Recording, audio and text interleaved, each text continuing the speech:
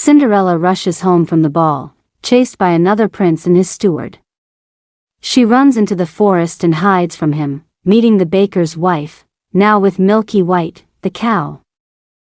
Cinderella explains she's running from the prince, and the baker's wife is surprised she's running from royalty. When the prince arrives, Cinderella hides, and the baker's wife sends him in the wrong direction. She asks Cinderella about the prince, who she is in awe of. Cinderella sings explaining that she fled because she isn't quite sure how she feels about him. The baker's wife tells her she would give anything to be in Cinderella's shoes, and then realizes she is wearing gold slippers. She tries to take them, but then Milky White rushes off, and she is torn between what to grab. Cinderella hurries away, and the witch appears and tells the baker's wife that the first of 3 midnights has passed. She tells her to get the cow. But he has disappeared into the woods, so now she has gone from 1 item, and almost 2, to none. In the morning, Jack's mother wakes up to a giant beanstalk growing in her backyard. Jack rushes into the woods and finds the baker again. He sings explaining that he has come back with 5, giant-sized, gold coins that he stole from a giant. He gives them to the baker, repaying his debt so he can take his friend, Milky White, back. The baker tells him he can't sell Milky White, so Jack, thinking the payment is not enough, promises to come back with more riches from the giant's kingdom. He sets off to climb the beanstalk again. The baker and the baker's wife reunite. He excitedly tells her he has the cape, so now they have 2 of the items. She confesses she lost the cow. They argue about this, and the witch appears and tells them to find the cow.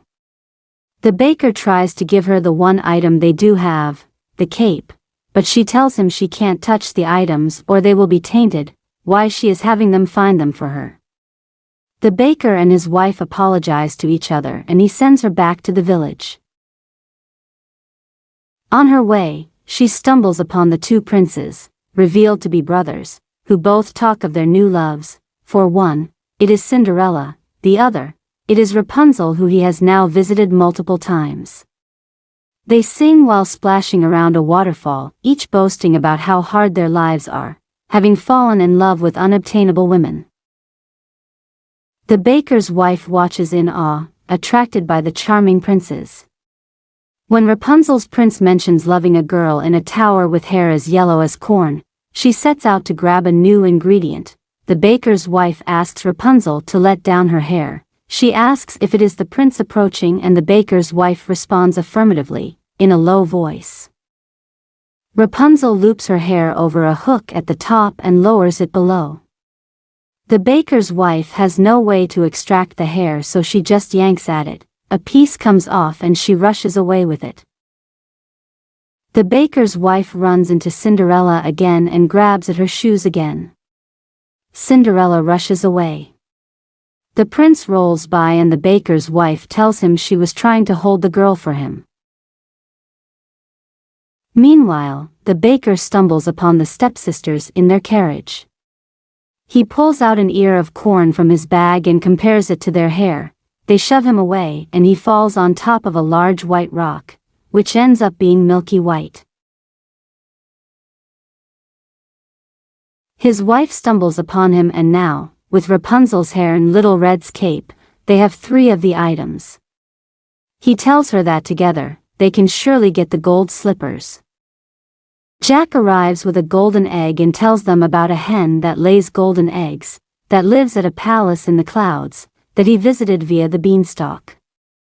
He attempts to buy Milky White back, but the cow suddenly dies.